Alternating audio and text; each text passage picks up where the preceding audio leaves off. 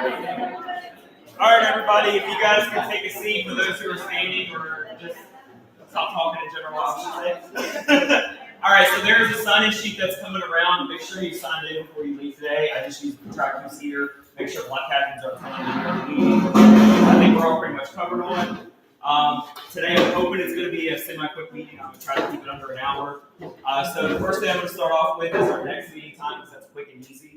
So I have Monday, January the 12th at 10 a.m., Tuesday, January 13th at 1 p.m., and Wednesday, January 14th at 3 p.m. Please raise your hands if you would like Monday at 10 a.m. Okay, me too.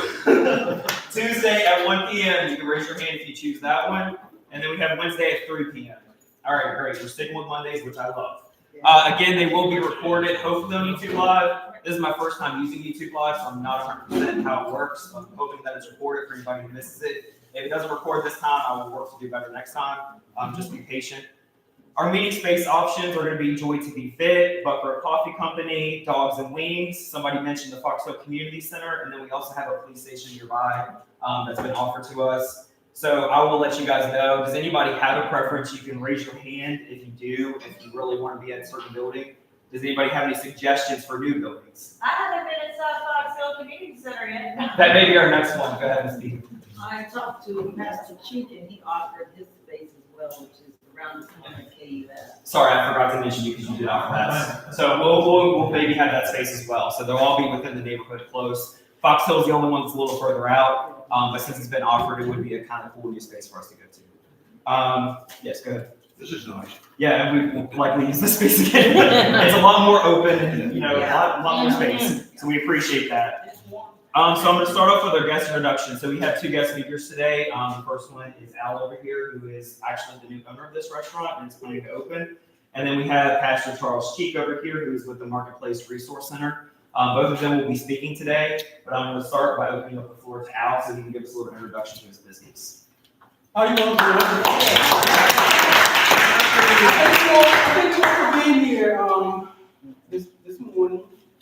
I thank you all for choosing this establishment to host your meeting. You're welcome anytime. You're welcome anytime. It's been a hard battle for me, you know what I mean?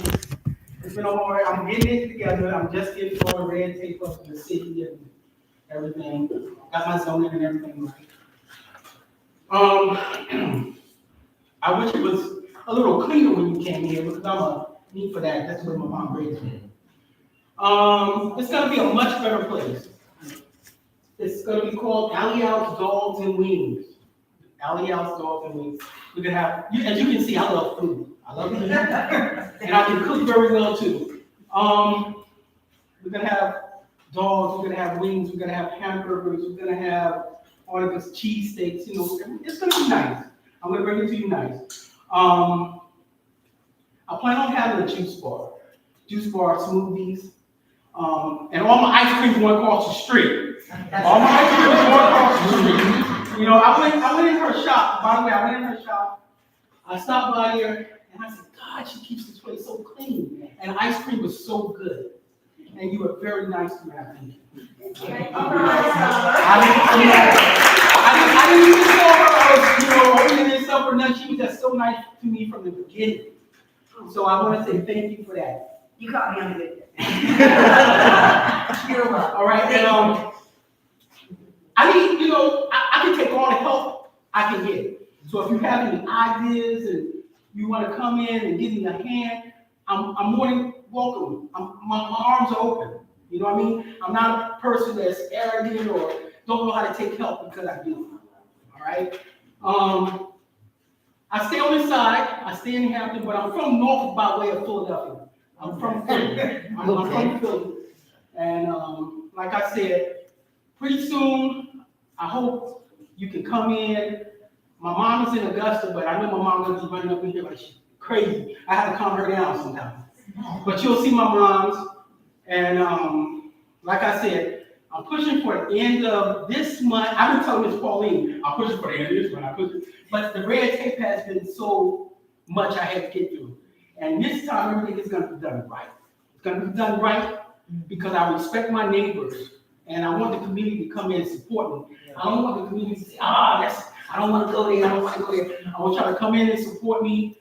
And like I said, if there's anything you can suggest or anything that I'm doing wrong, don't remember, doing this is busy. You're constantly busy.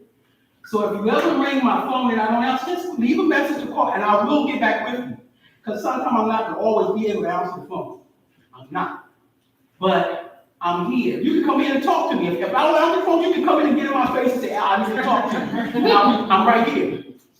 I'm getting together, like I said. It's a battle. It's a battle because it was left to me, and I had to do so much cleaning. And just to hold you all, I have done so much cleaning. And this is clean compared to what it was. And like I said, I thank you all for choosing me to host you all. And anytime you want me to host, I'll host. Anytime. But next time I hope it be food, so y'all can eat some of the food and everything. All right, so be my guest, be my guest and just come in anytime you're ready. And thank you for coming this morning. All right.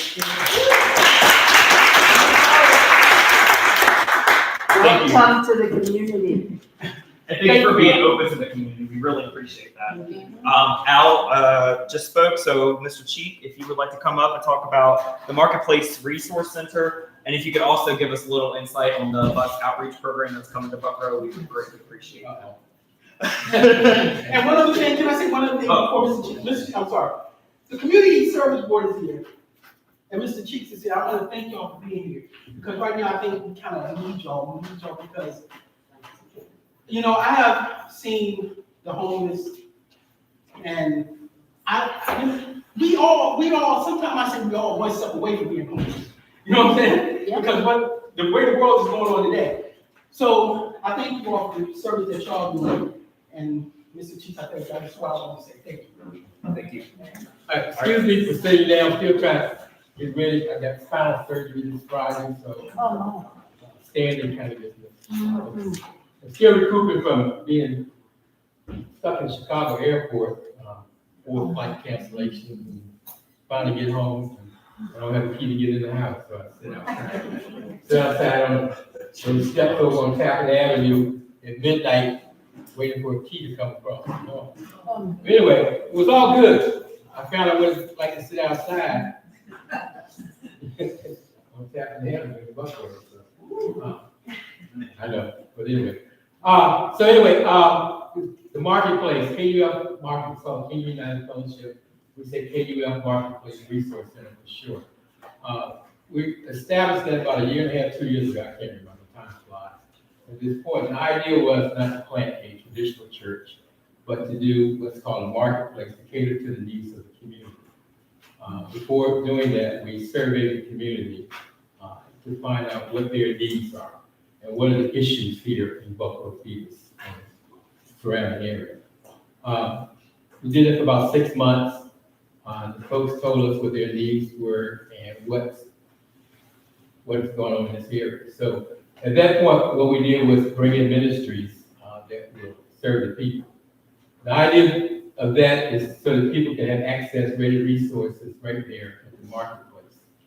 We're located in Buckroe Valley, by the way.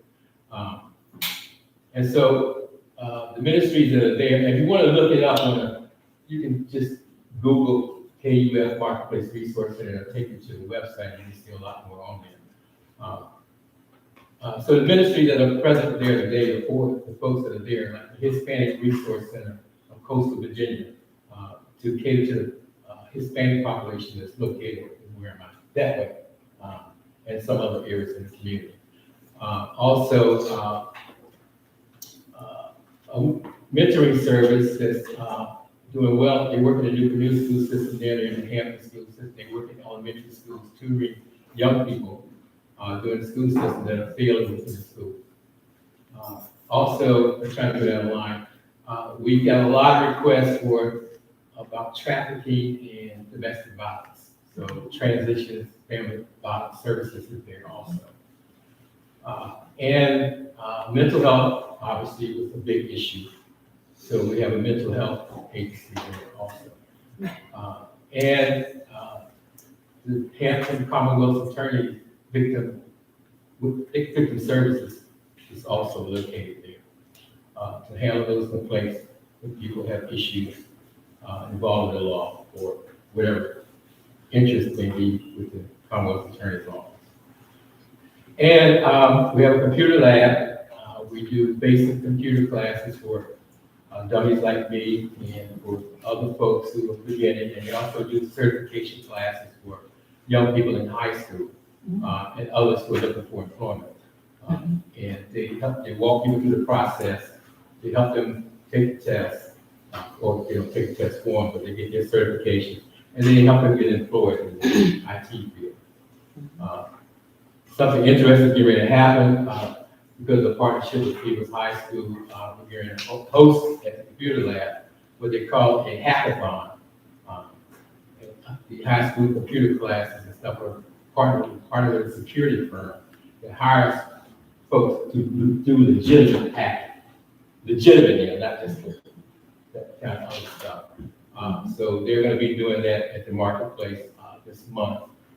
Also, there is, we host things like the Work Life class. Work Life is a national known, it's national through the Chalmers Institute, a job readiness, a biblical-based job readiness program.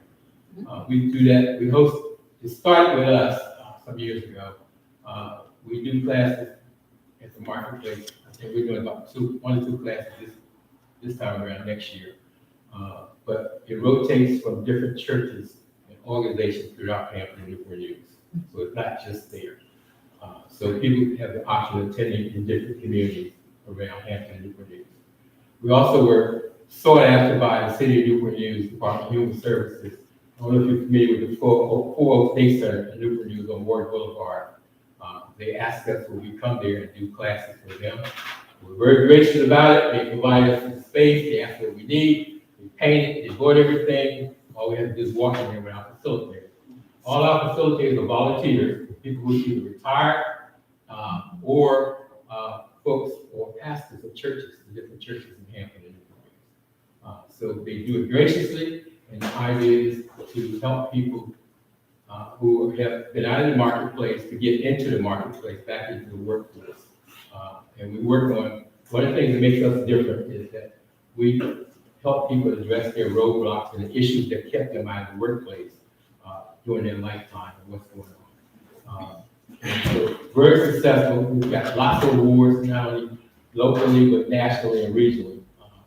And we're recognized all over the place for what we do, because we do it differently. Our success rate is, we have a 96% success rate. That's why the communities in the city of Hampton actually came out. We used to be located in White Thomas, but we decided to go into the community so we could have better access to people. Where do folks come from to take the class? They refer from the Hampton Department of Social Services, Newport News Department of Social Services, churches, people, graduates, different agencies. There are folks who are incarcerated, there are folks who had addiction issues, there are folks who had been domestic violence victims, there have also been folks who been trafficked, human trafficking victims. It's just a array, just from all over. So there's no one set group of people that take these classes. Over the years, I think the numbers, over the last 10 years, I think we're up to 1,020 people who've gone through the classes. So you look at that 1,020 and all of them have families, and you multiply that out, that's how many people have been impacted.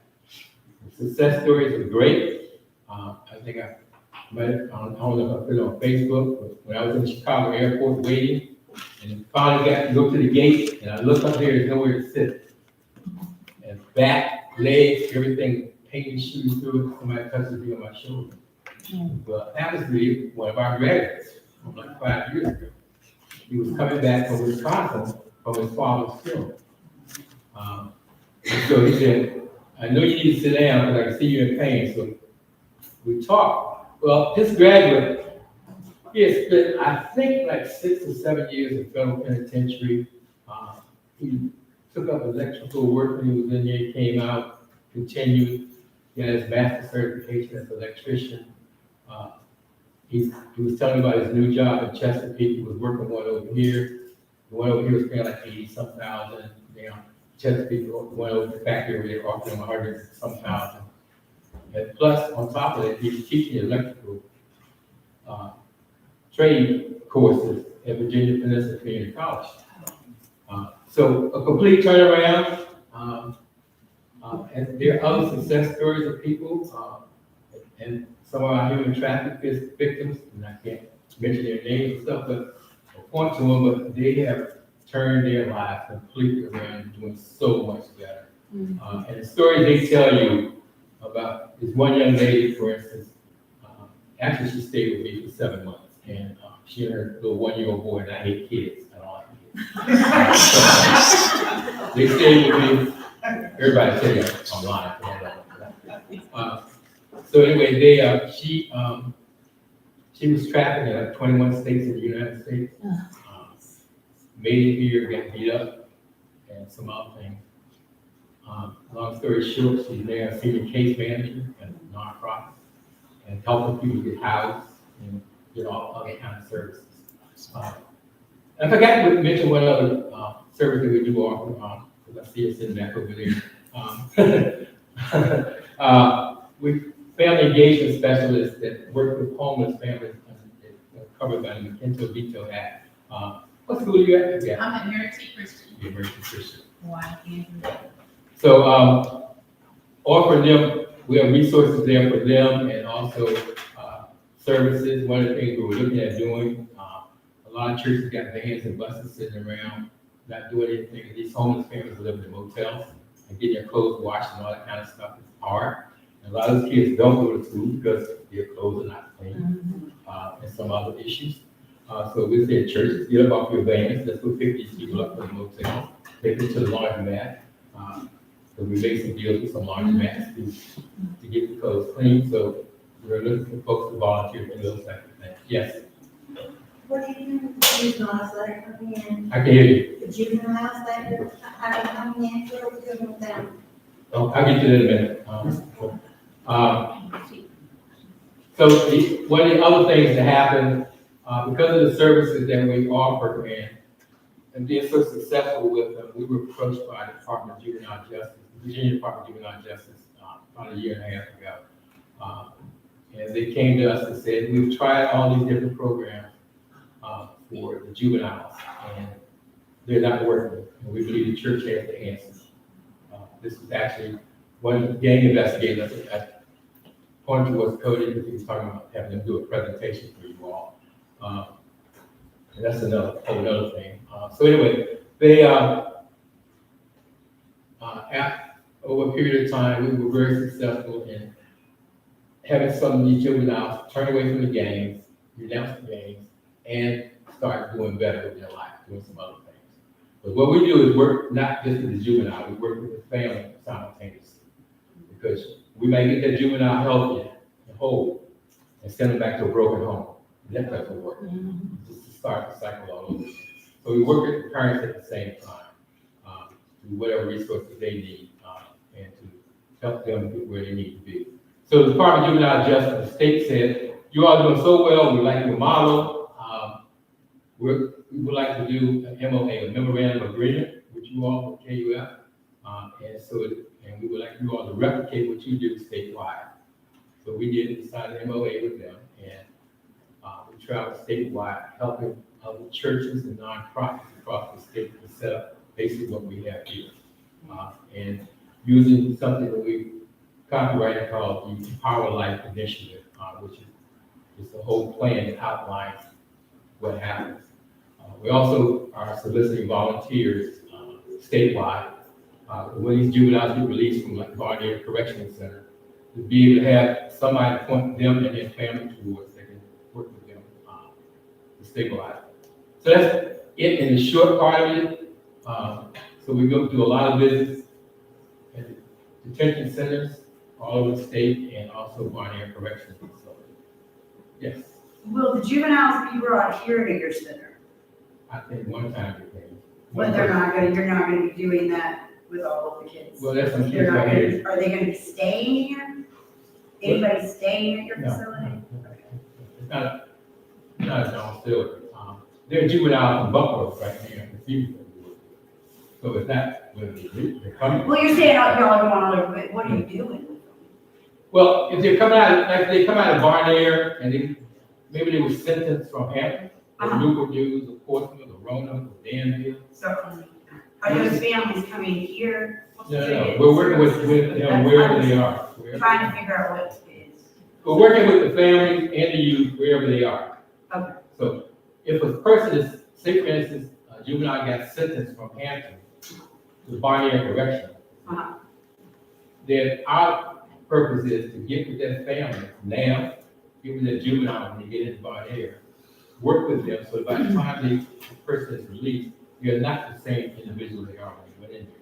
And the family has all the resources they have to receive the care when they come out. That's great. I was just wondering if the juvenile delinquents are gonna start taking classes and stuff here at your facility in Buckroe.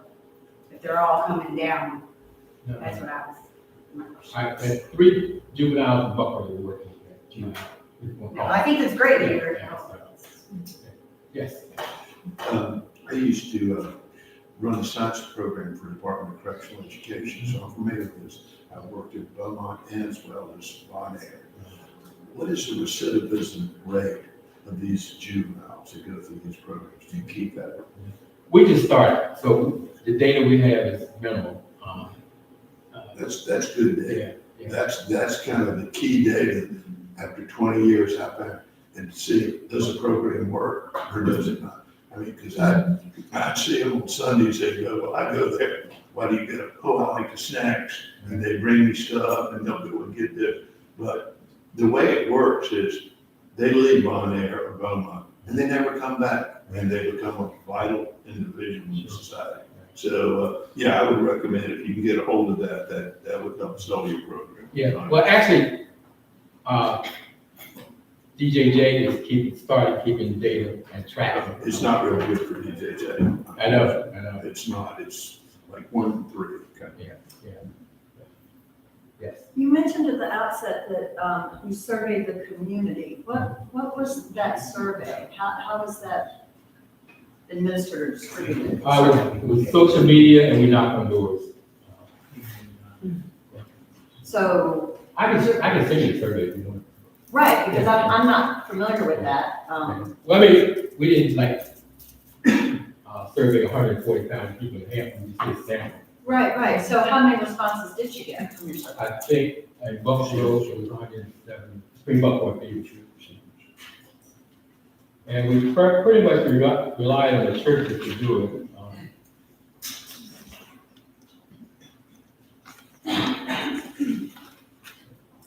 Give me an email address, I'll send it to you. Okay, I'll get to that. I have a question too. Sure. Okay, do you get information or referrals from, like, the police, the local police? There's a database called Unite Us. Mhm. It's a very confidential HIPAA controlled database that we're part of. And in fact, we introduced it to Hampton Police about a year ago. Mhm. And to answer your question short, yes, we do. A lot of times, they'll refer to it, if they encounter somebody on the street, then they'll make a referral to their database. Mhm. And the only one to see it is HPD and us. We can't Right. share anything like that. So we get referrals from them, Centera, Riverside, a whole bunch of folks. And it could be something just as simple as, we have a family that's in need of food immediately, Mhm. or something like that. And so we have to respond to that. Or it could be something a little more crucial, like one, we got through Riverside, there was a young girl in high school that was pregnant, and her father told her to have a nice life, gave her $100 at graduation. And so we had to step in and take care of that situation. And she had a full scholarship to the ODU. Mhm. So we were able to step in, get her stabilized, get her housing over there. She's doing very well. Well, there's a real good reason why I asked this. In July, my husband and I were victims of a crime and was perpetrated by juveniles. You know, we're talking between the ages of 13 to 17, a little bit older.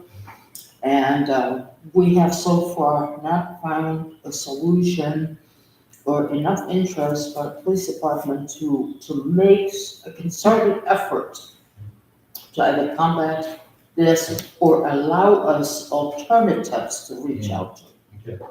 And I have a real problem with that, you know. I collected the data since July, since what happened to us, where car break-ins, property break-ins, theft, mugging, robbery, that sort of thing, and I'm overwhelmed. I'll be glad to talk to you about it. In fact,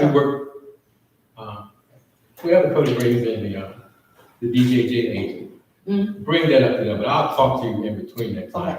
Okay, But we can help you out there.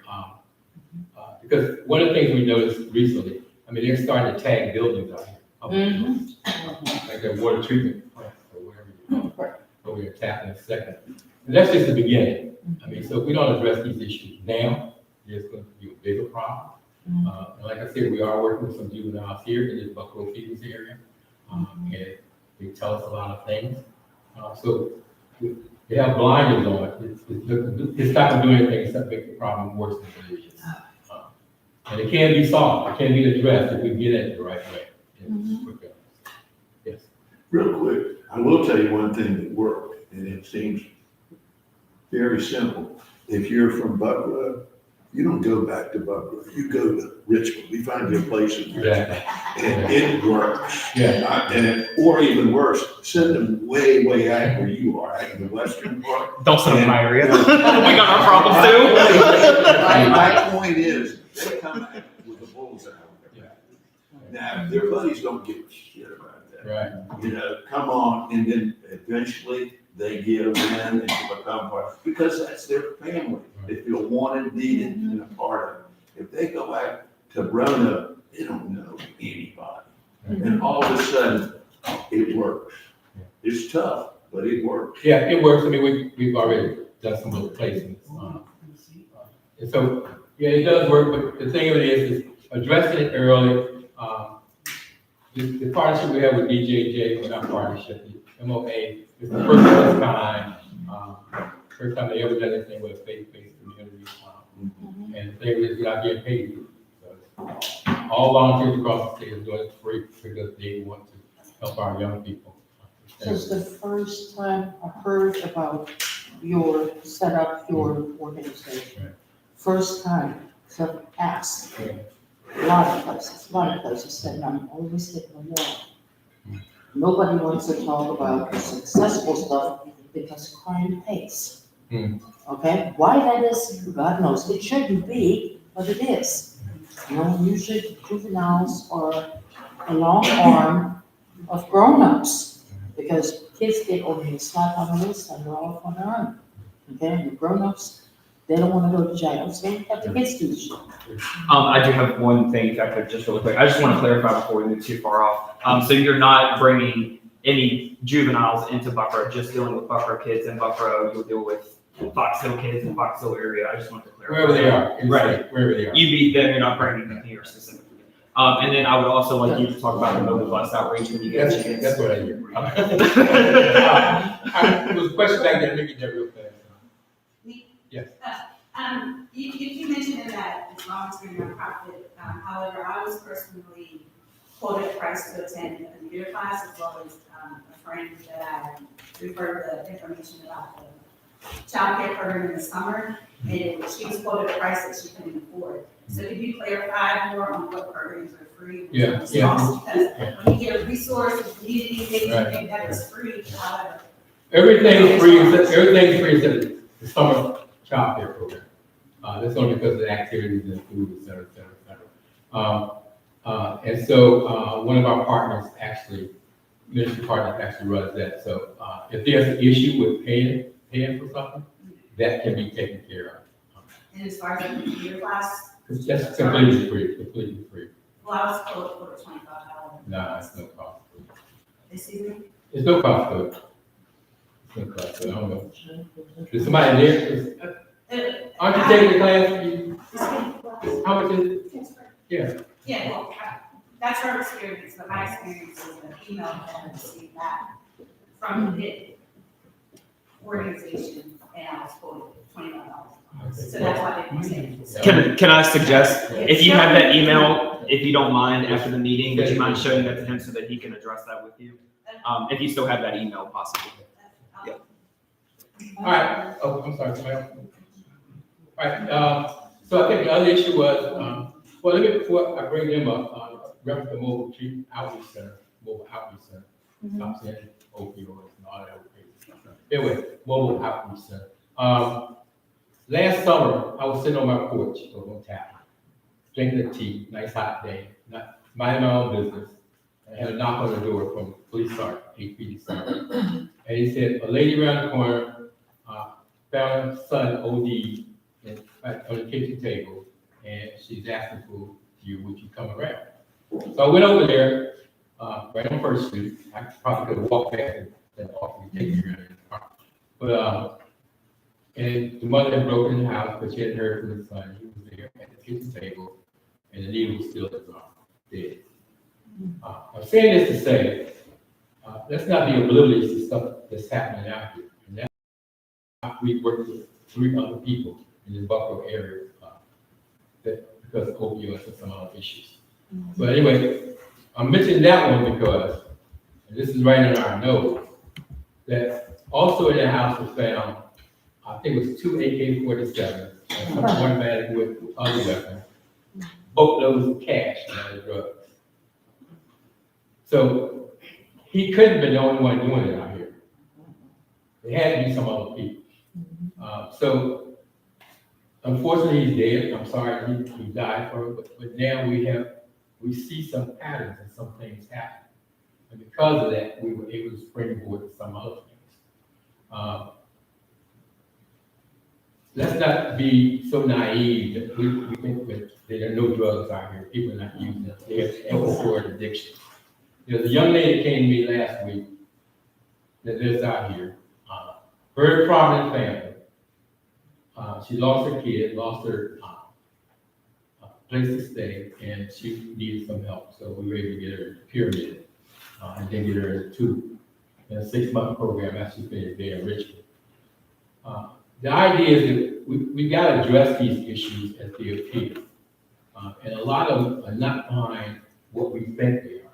Why did you need help that woman? I'm sorry, I didn't. Because she Was she a drug addict? Yeah. She gave you the kid, okay. And her addiction started when she was a nurse.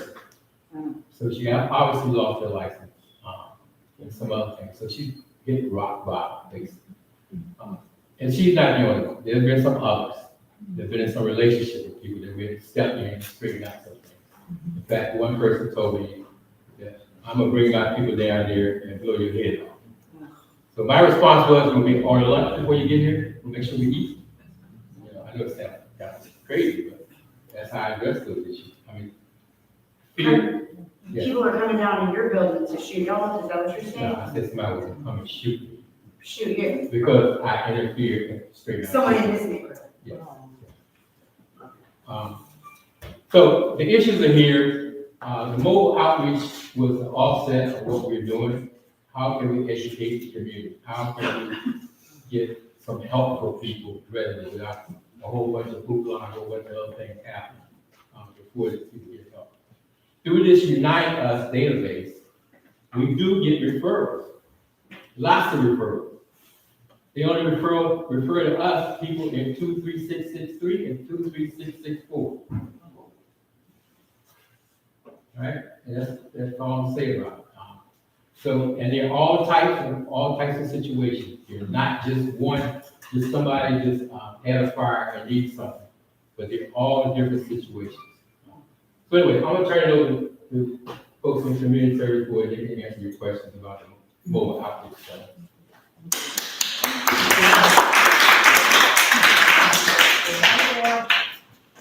Thank you. Good morning. Good morning.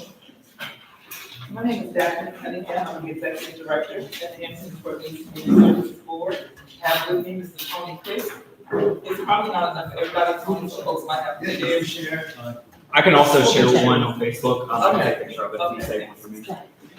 So this is Mr. Tony Chris, he's the Director of our Addiction and Recovery Treatment Services Program. So he oversees a number of programs that address addiction within the communities of Hampton and Buckroe. So the handout that I'm giving you is just some preliminary information. I think Mr. Chief has done a fine job of kind of prefacing for you what the issues are that we're facing in the community. And so, as he stated, and as Cody mentioned earlier, we are working with Mr. Chief to be able to station a mobile outreach unit at Kingdom United Fellowship so that we can provide the opportunity for the neighborhood to receive resources, and among those resources is the ability to be treated for addiction. And so here on this handout, we initially prepared this for a meeting we had a couple of weeks ago with the Buckroe Improvement League. I didn't include all the information, but I included enough to try to provide a quick overview of why we're here and what we'd like to do. So our goals in meeting with you today are to educate and raise awareness. We want to be able to clarify and answer questions. Now, I'm aware of the time constraints, and so we want to be brief in this, but I do have my contact information. You can contact me, you can come back, whatever we need to do to be able to get your questions answered. And we also want to come to a shared understanding of how we can support this community with treating substance use disorder and preventing overdoses. So why are we here? I think I've already gone over that. Who are we? So the Community Services Board is the public entity into the behavioral healthcare system for both the cities of Hampton and Buckroe. We're located in Hampton. Our main campus is in Hampton, next to the Physical Therapy Hospital.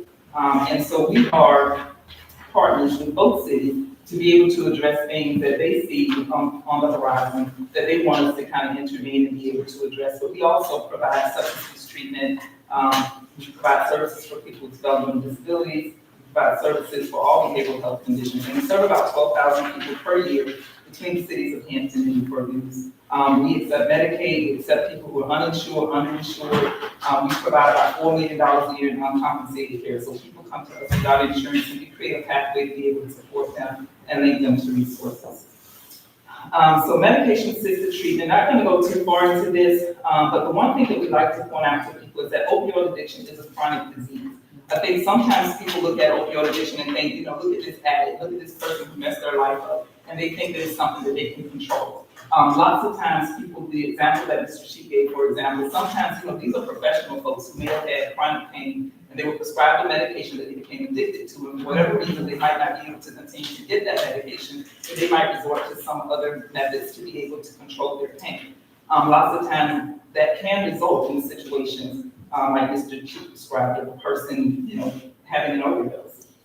Like other chronic medical conditions, often the best treatment is a combination of medications, patient education, counseling, and lifestyle changes. And so when we talk about being able to treat an addiction, we're not talking about just coming and giving people some replacement drug for the drug that they're addicted to.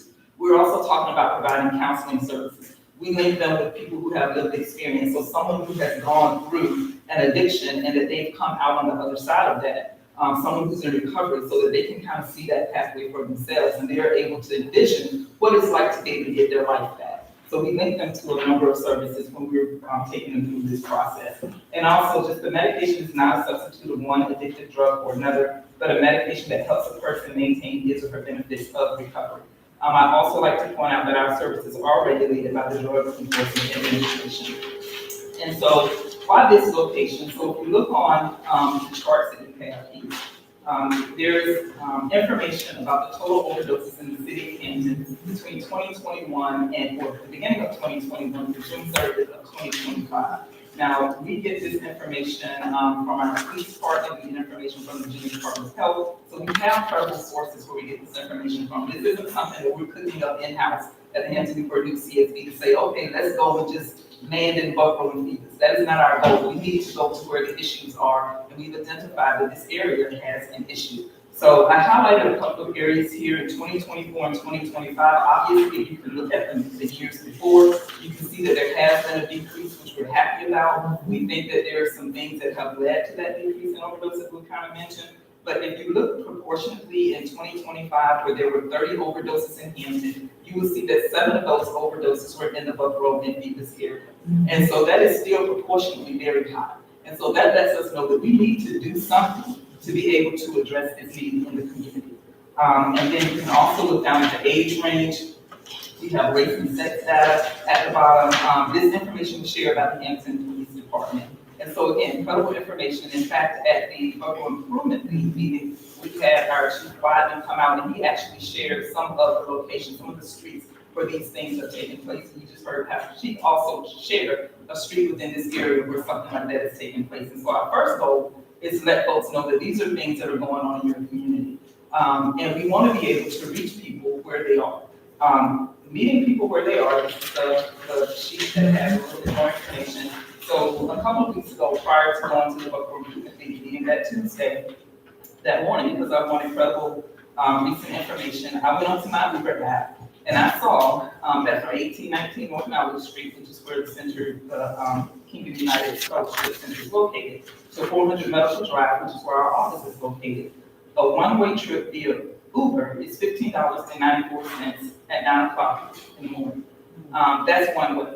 A bus ride from Buckroe to our campus takes over an hour, and a walk from this area to 400 Medical Drive takes over 2 hours. And so what that said to us is service is inaccessible for some people. Some people can't afford it. Some people don't have hours and hours to be riding a bus or walking, those types of things. And so we want to be somewhere where we're going to be able to provide that service so that people can get to it. We also have some information about our Peer Bridger program. We have a police ride-along partnership where individuals go out with the police after someone has experienced an opioid overdose. And they provide them information about services and give them information about getting into services. So we made contact with 24 individuals who are at risk for overdose and 17 family members and friends between July 1 and June 30th of this year. But those individuals don't always enroll into services. And so what that says to us is that even if we're going to them and providing them with information, we're still not getting them into services. What more can we do so that services can be more accessible? And then our most recent finalized data, which was through June of 2024, showed that we visited 134 individuals and about 25 or 18.9% of those enrolled into services. But the thing that we were able to do is to distribute 97 overdose prevention kits. And so that includes Narcan, which is the overdose reversal agent. And we do believe that that's one of the reasons why we've seen some of those overdose deaths decline, because folks have that, at their disposal. So a couple of facts about the mobile outreach unit. We will not bring people into the community. We won't transport people into your community to receive this service. Our goal with having a mobile outreach unit is to be able to go where the people are, and we understand that we might not be here indefinitely, permanently, or any of those things. We need to be able to identify the issue and be able to rotate, kind of go to where we're needed. So the goal isn't to bring people here. If that were the case, they could come to our site, is to meet them in their community where they are. We also want to assist individuals who have transportation issues with obtaining their medication. So what that means is if they come to the unit and they're inducted and they're able to get into services, but they're not able to go to pharmacy or what have you, then we could have our peer recovery specialists, people with lived experience, be able to help transport them so that they can get their medications. Mr. Chris here, who's been in this business for quite some time, he actually Googled, or did you Google it? How did you find out how far it was? I talked with the different pharmacy in this area. I Googled to see how far it would lead to one of the pharmacies here. And the CVS on, I think from the CVS on Murphy Boulevard at the time, I was looking at it, it would take, I think a person would walk in 45 minutes. Of course, if they had a car, it would take long, but if they didn't have a way to get there, it would be a very long time. Just through the CVS pharmacy to pick up their medication. So I will just try to keep it moving. Thank you, Tony. So again, that just kind of shows you that can be a barrier for folks. If we are able to get them into treatment, but they can't get their medication. So we want to be able to create a link to be able to make sure that they can get their medications. I have on here that we plan to dispense methadone from the unit, but we're not there yet. This is not the only treatment that will be available. This kind of raised some red flags, or raised some concerns. What are you gonna do? What? Listen, can I finish? I didn't understand. Okay, yes. You said we're gonna administer. I'm gonna repeat it. I see some hands in the back, but I want to. All right, guys, just let her finish this last point, and then we'll take questions at the end, okay? So what I said, I want to answer your question. I saw some hands in the back, so I wanted to be able to try to include everything with this one I statement. didn't hear you say methadone, that's all. You said. You heard me say methadone. I'm going to clarify what I said about it. In here, it says, we plan to dispense methadone from the unit, but we're not there yet, and this is not the only treatment that will be available. So what I will say, because we had such strong pushback about methadone, and again, I think it's just lack of education, knowledge, and awareness, we're not gonna even start there. We'll start with being able to be on site, meet with individuals and get them linked to services and medication through a pharmacy, not through dispensing medications on the unit. So we won't have medications on the unit. We're not there yet anyway, we're still working through that, but we're not there yet, and we don't want to start there if that's going to make people uncomfortable about the unit being in the area.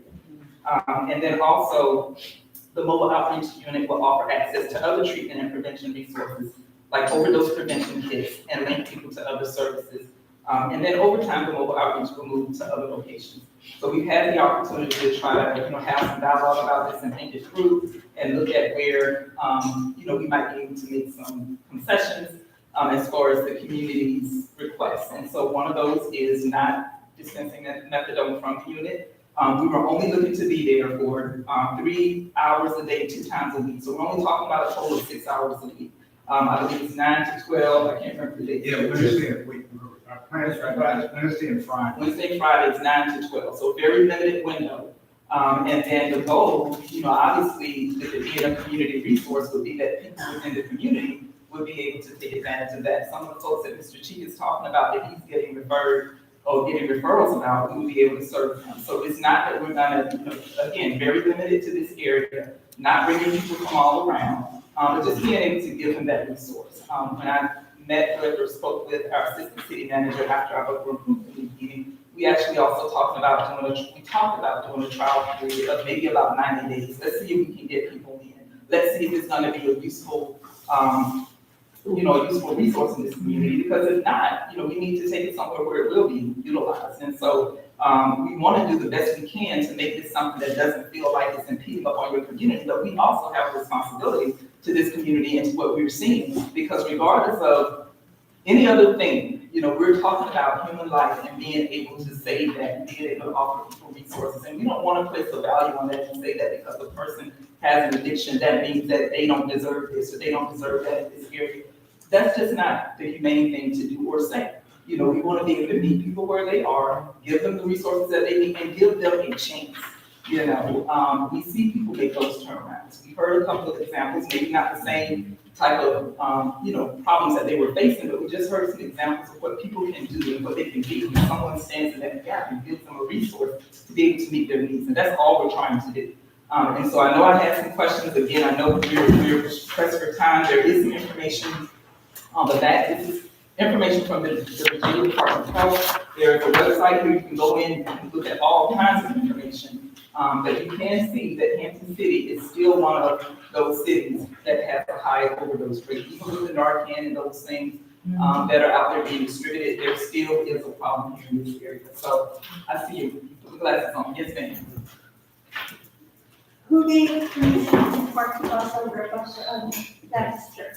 That's a question I'm not gonna answer in public, that's at the church, we can answer that question there. Can we move somewhere else? There's plenty of places big enough for a bus in Buckroe. Why the church? So we reached out to who was a community partner interested in doing this type of work. And this is the partner that we found. That is the bottom line. As you can tell, it's not something that's easy for people to understand, to accept. But we have a willing partner. We want to be able to, partner with them so that we can see how we can help serve the community. I certainly understand your concerns. I'm not dismissing. People don't necessarily want something in their community that they see as a drug bust. It's not just the community. It's where it is. It doesn't belong on church property. Well, where does it belong? Excuse me? Where does it belong? Maybe on a medical facility property. So, All right, one at a time, guys. One at a time, please. So let me just say this. The issue with medical facility property is all of these, we have a whole movement, right? We have a huge facility in Hampton that people could come to. They can't get there. And so the bus being mobile means we need to be able to take it wherever we can get it so that people can receive the service. And I'm just asking that you all understand that. It's not that we want to put it somewhere where people don't want it. We want folks to understand that this is a need in your community. We're identifying a place so that people can receive the service. And once we address the issue, then we can look elsewhere. You got a big parking lot over by the beach.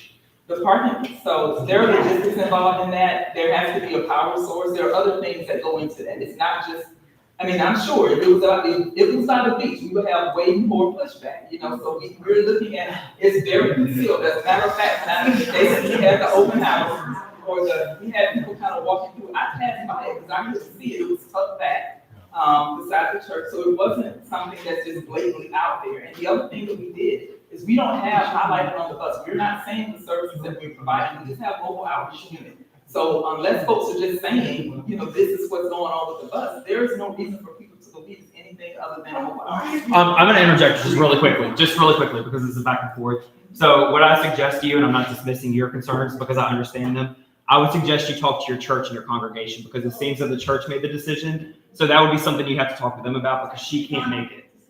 Okay, again, you'd have to talk to your church because Mr. Cheek says that they did. So I recommend you guys meeting after this with your congregation, your pastor there, as well as Mr. Cheek. Maybe you can find a new place to locate. She can't make that decision right now, clearly. So there's no need to go back and forth. So we'll take any other questions, please. Yes, I want to throw something out there. You know, this community, right? We're in this community. I have a bay liner. You know, and I have my bay liner docked at the marina around here. Okay? When I parked my bay liner, I met a young lady. Her name was Lori. Very respectful. You know, a lot of people always ask, you know, how do you get what's so big here? How do you blah, blah, blah. But she was very nice to me, very respectful. Okay? Just a week ago, she died. Opium. She was taking her father's prescriptions. And, I loved her to death. She was so respectful. Always talked to me when I came to check on my boat. Always was there to watch my boat. If any, you know, if the lines need to be tied, she would tie. But she died just last week. Opium. So it is in this community. It is in this community. And I want to let you know that it is in this community. I respect her because she accepted me. She accepted me. You know, we always have a thing about color and this and that. But when I came to Marina, she accepted me. And she was Caucasian and she passed away.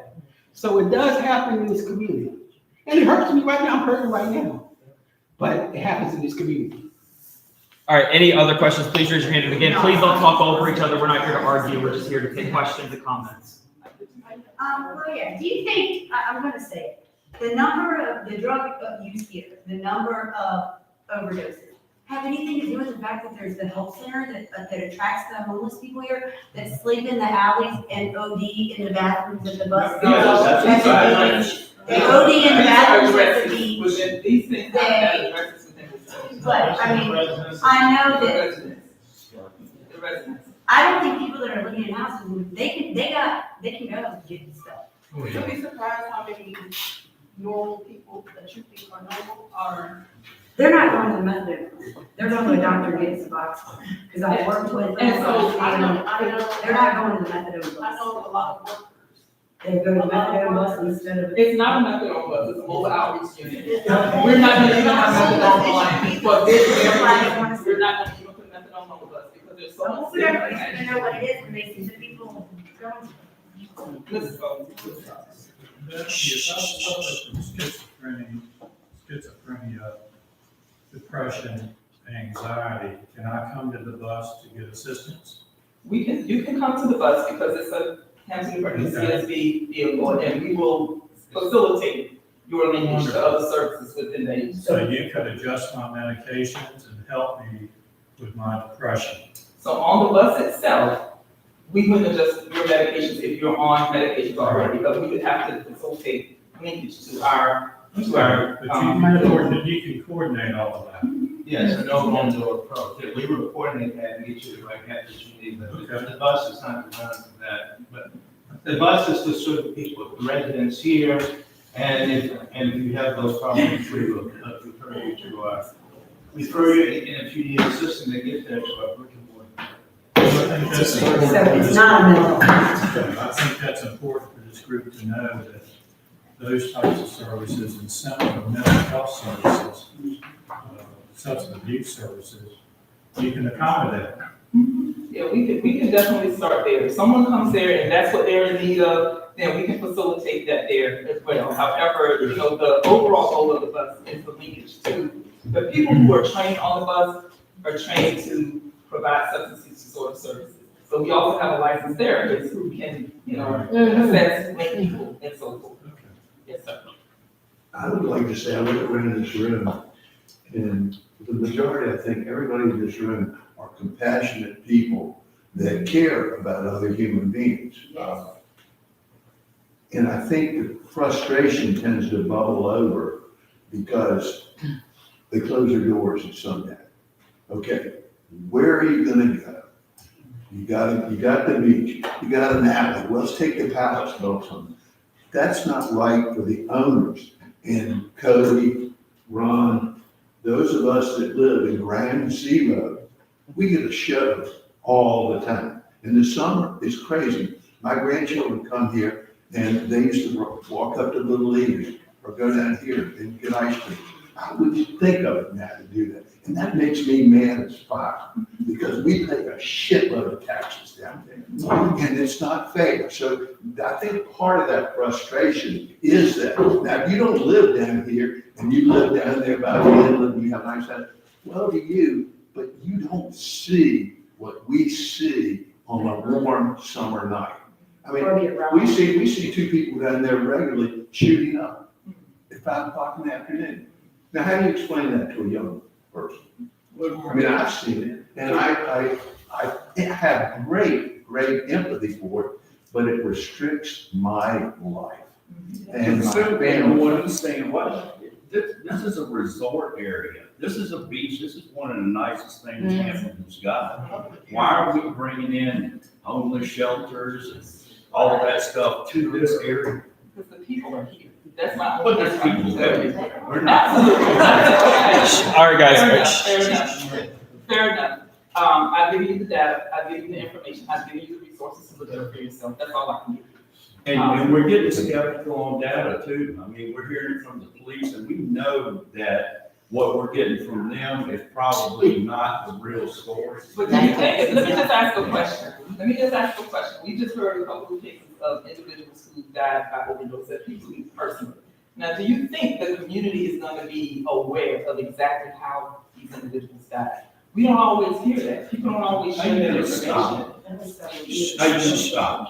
All right, so I want to ask one thing just to clarify. So you said, guys, listen. We raise our hands when we want to speak. We're not going to do that.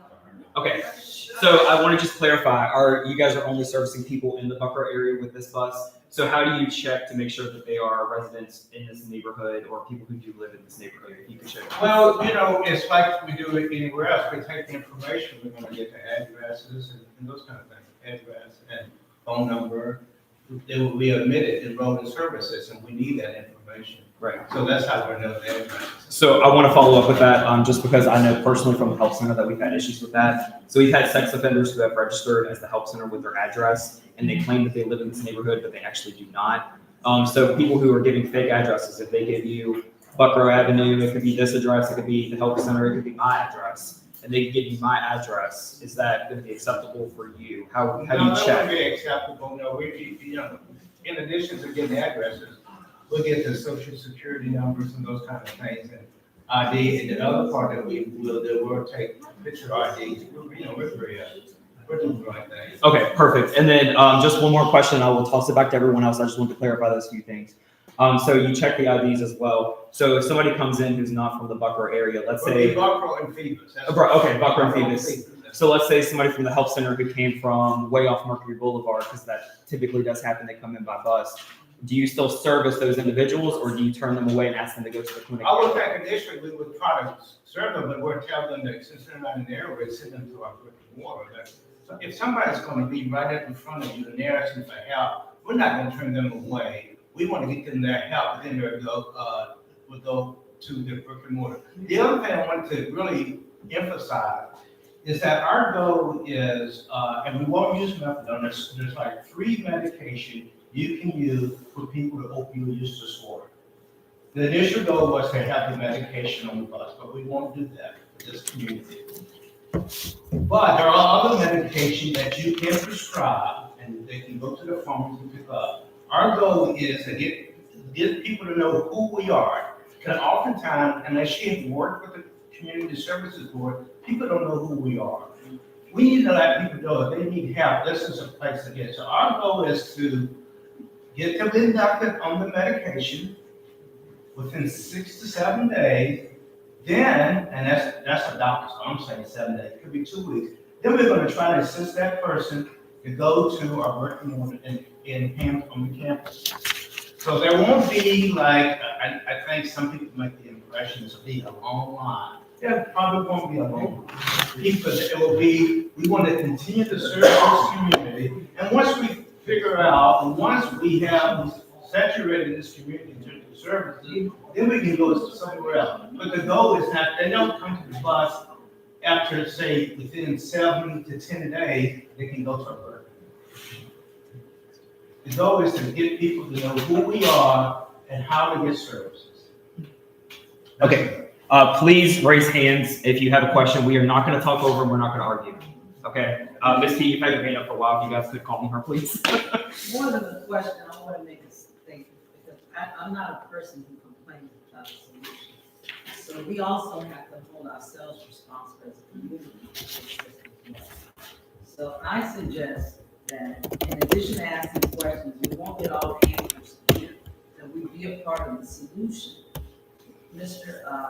Pastor Cheeks has come here, and I made the suggestion that I would be willing to volunteer. I was one of those people that had issues with folks on drugs. I never did it myself, but I'm compassionate about people, but rather than complaining about it and always saying, not in my neighborhood, NIMBY. And those who know me, I'm right here next door. I had an issue with this particular building, right? And I was a part of that solution. So I didn't just say I want them out of here. I went through steps to try to, make it better. And she Also did. welcoming. She did. Yeah, another business, hopefully another kind of business, rather than having a nightclub. So you need to not just say no, but maybe we can get in a room together where we can address this specifically. And I'd ask even in this setting, for you all to say, what do you think our problems are? If it's not that, what are some of the problems, and are these some of the people, since we got them in front of us, that can assist us? What? I would like to add one thing to that. So since you guys have kind of heard the community concerns, especially with Buckroe Baptist Church, you don't have to answer now, it's just something to think about. There are plenty of other churches between Buckroe and Phoebus instead of just being in Buckroe. And since you're servicing both areas, I know there's tons in between just on Mallory, those huge churches with massive parking lots. If you guys would consider maybe talking with some of those churches if they're receptive, that way you're in the middle ground between Phoebus and Buckroe, so that way you can still service both regions pretty equally. It is in the middle of the two districts. Just something to leave here with if you guys could think about it. I will turn it back to questions. Anybody, I think somebody else had one last, and then move on. My question is, you had talked about possibly doing a 90-day trial period. When do you plan to start that? We don't have a start date yet, our initial start was last month. And so in recognition of the concerns, of the citizens, we wanted to hear you all out, try to educate folks there, give them an opportunity to try to, at least embrace the idea of what we're looking to do. The goal would be that the citizens would be able to help us direct people to the unit for service. And so, we're still kind of hearing folks out and trying to determine our next steps, but our goal still is to be able to serve this community. And that's just how data works. If it says that we need to be in this area trying to outreach to people, then that's what we need to do. And so, however we have to,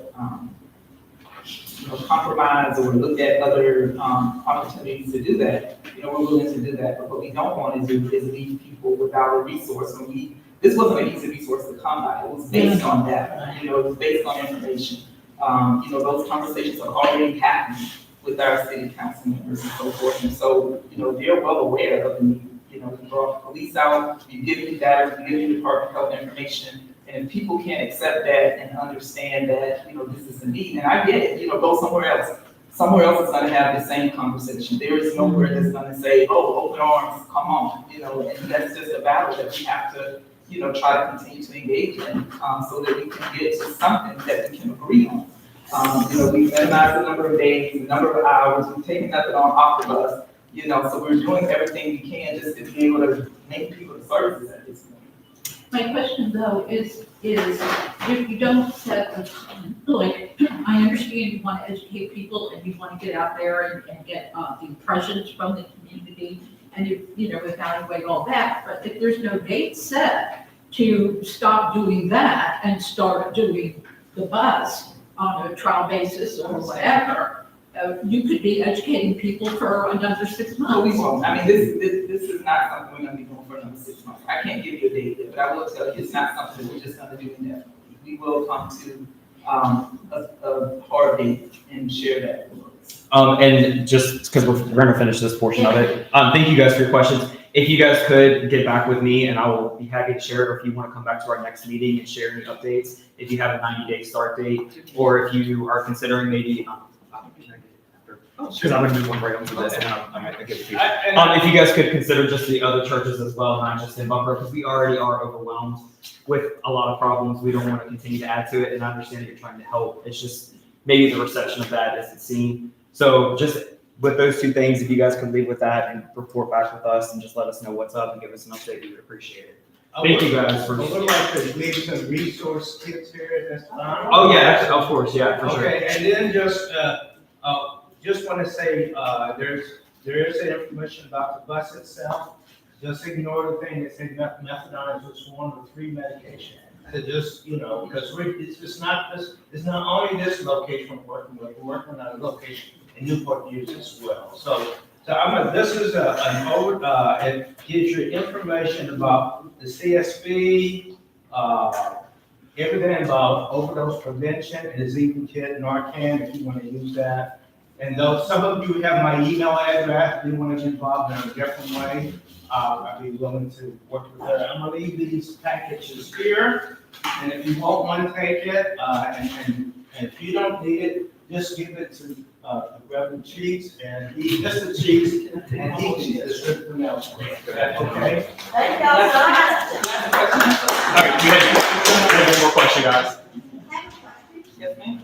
What are the other medications on? Thank you.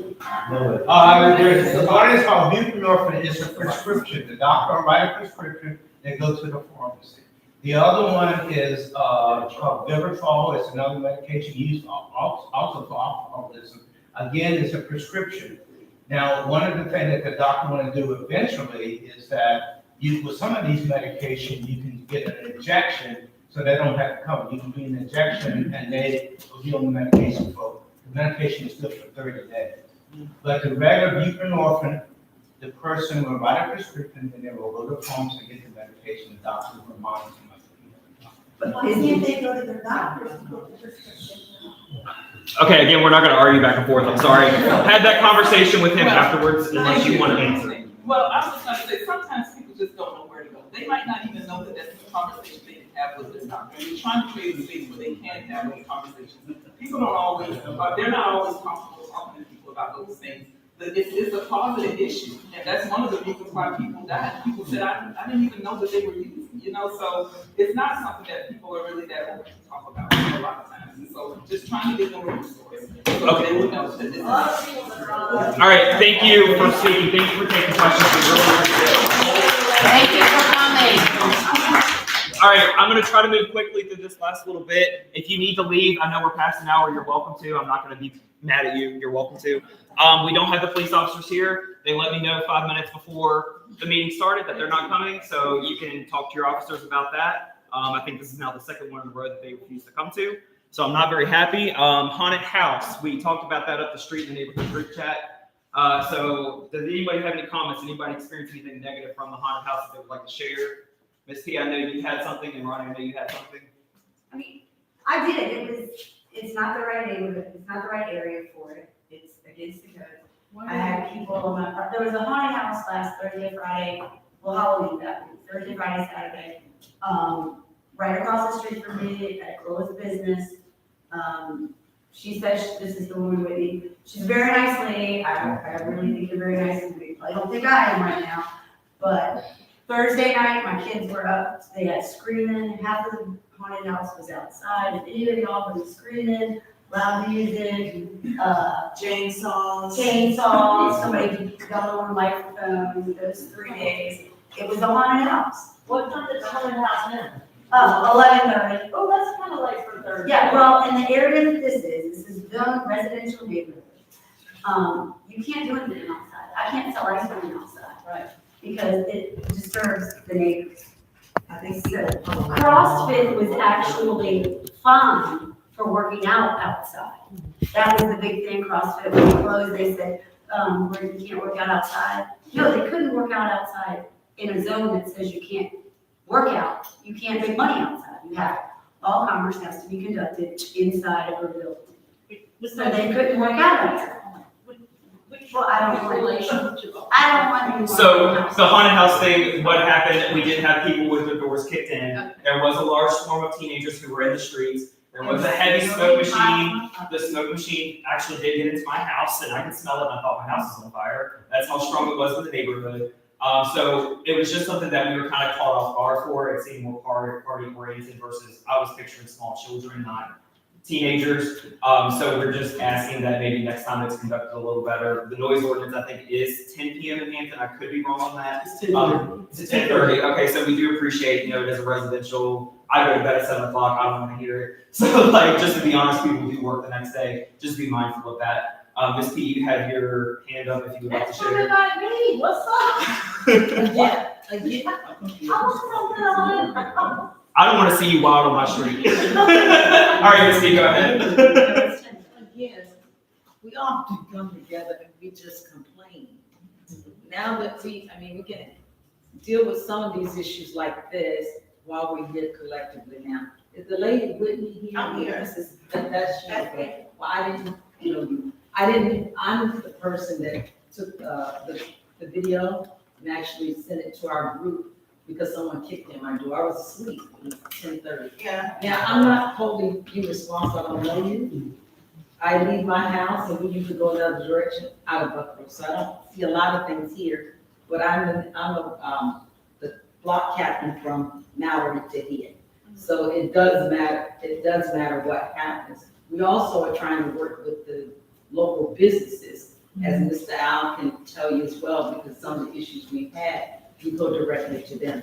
I would like to actually talk to you, whether it be here in this public meeting like this or afterwards, to see exactly what is your thing with, whatever you're doing with that building, because we have our neighborhood commissioner here as well, and maybe we can talk about it, because I think it's important that we all know what the criteria is as it relates to when you open a business.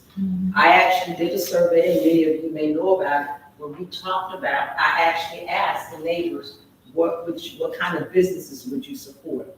So that we're not constantly saying, we don't want this, we don't want this. Let's say what we do want, and then be a part of, make ourselves the group that people come to us and say, hey, this is what we're going to be doing in the neighborhood.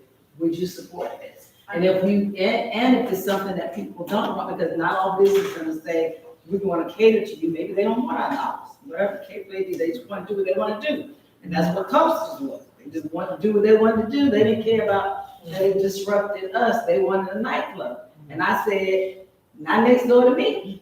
But I also didn't just say that. I went to her and I offered her a solution after the second shooting. So for us to be proactive going forward so that we don't have those issues, what we do is we come together. So are you a tenant in the building? Is that your business? What business is it? Wait, Ms. P still speaking, please. Yeah. Okay, so the event over there, it was a temporary event. Okay. We did speak to the city and everything about it prior to. You say you did? Yes, but right now it's a different owner over there. However, we are working on some things, so nothing is permanent right now. That business was just a temporary event. I'm a resident of Hampton. I live about 1 minute, I'm in the Phoebus Buckroe area. I'm about 1 minute up the street. Yeah. I've been doing this event for maybe 8 years from my own backyard. And so, I didn't want to do it at my house. I took a break last year and the kids wanted to do it again. When I say kids, because my kids are grown, I've been doing it since my kids been in elementary. Hey, you know my kids. And, so I wanted to bring something instead of just my own backyard. I just wanted to bring something to the community because a lot of kids heard about it, but they never been able to, participate because they didn't know. So, I stepped out. I found a location. She was willing to allow me to do the event here. And, I understand some concerns. However, this is the first time and those concerns will be addressed if we do the event again in the area. So. If I may, can I interject just really quickly, Ms. P, and then I'll give it back to you. So we had something similar, and I love that you did a haunted house. I was actually looking forward to attending, but I had a party that night. David at Buckroe Coffee Company also did a haunted house. He accepted volunteers within the community to volunteer as security. He had winding down for weapons at the door.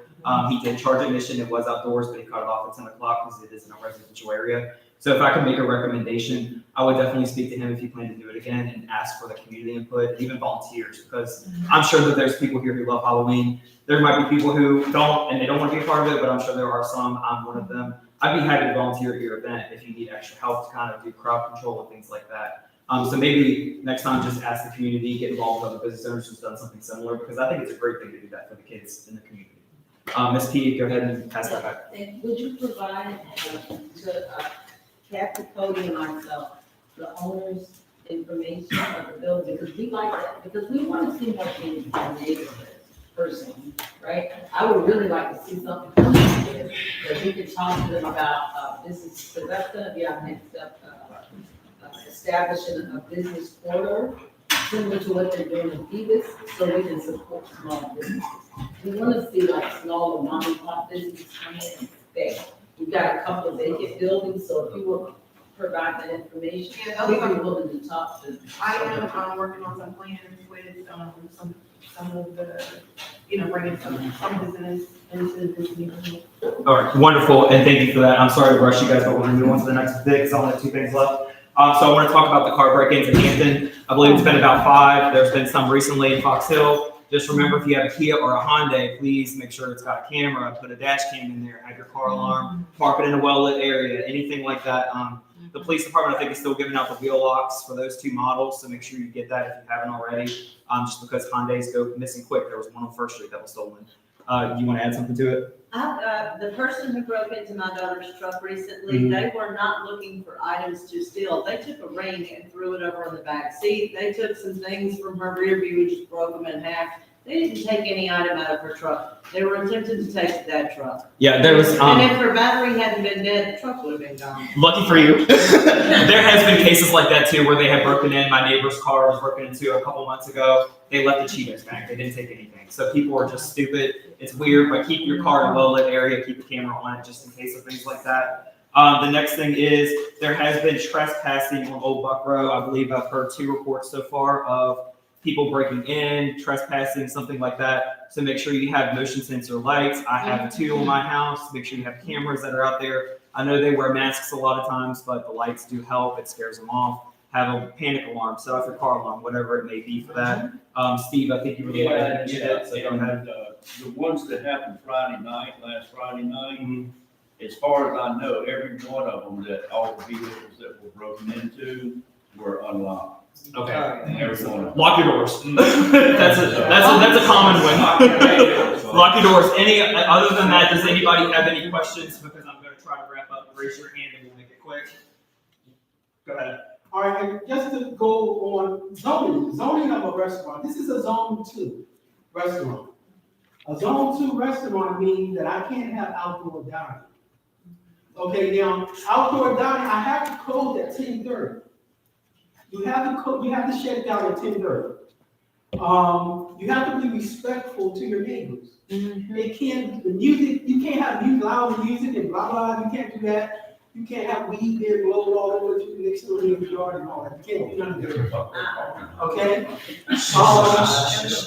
To have a restaurant, you can't stop everything that's going on, but you can, monitor your parking lot, monitor your neighbor's side. You can do that.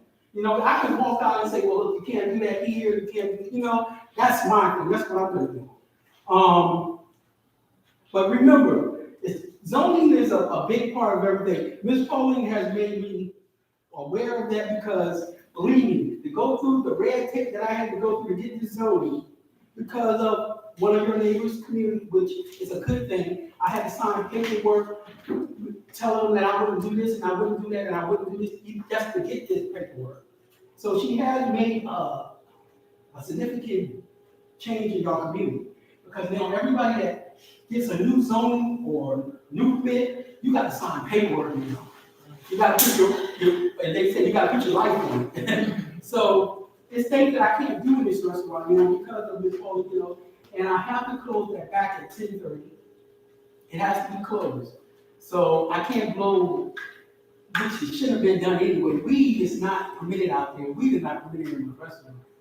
But these are the things that I have to, you know, maintain in this restaurant. So I'm just letting you all know what to expect when you come here. It's gonna be nice. And I know that the seats are a little hard right now.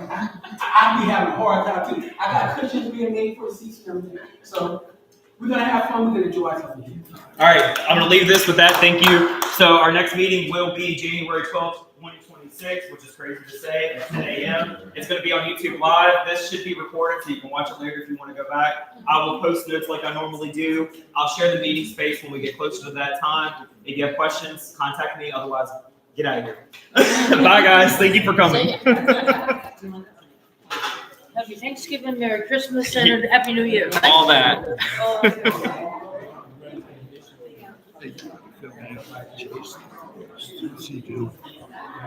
So I talked